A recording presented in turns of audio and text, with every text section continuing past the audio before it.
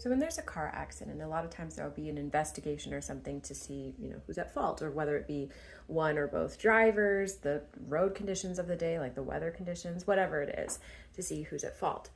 But if you have an intersection where you have repeated car crashes, like on a regular basis, or at least routinely, at some point you start to examine the intersection, and that potentially that intersection is poorly designed and is leading to an increased number of car accidents. And at that point, you want to look at changing the intersection in some way. Sometimes when I say something is a systemic issue, I get pushed back.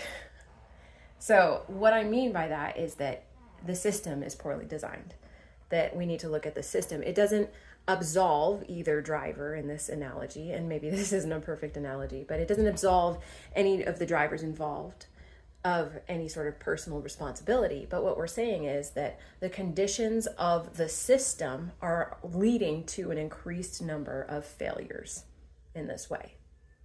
And so then you get the people on top of that who are like, well, why should I pay to fix a system that, like, maybe I don't drive that road?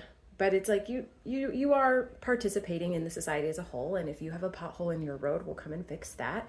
That's part of being part of a system, and part of being like under a government, is that we collectively fix these things that are too much of a burden for any individual.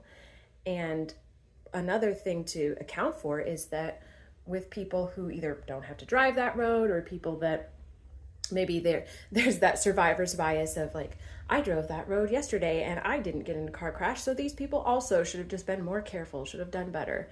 And like maybe there was external factors to that too. Like maybe the time of day that you drive is different from the time of day that they drive, and is causing more accidents at like a more traffic heavy time or whatever. And you could take this analogy however far, but I think it's worth saying that as a society, as a civilized society, the bare minimum should be a safe and reliable system in a lot of these things.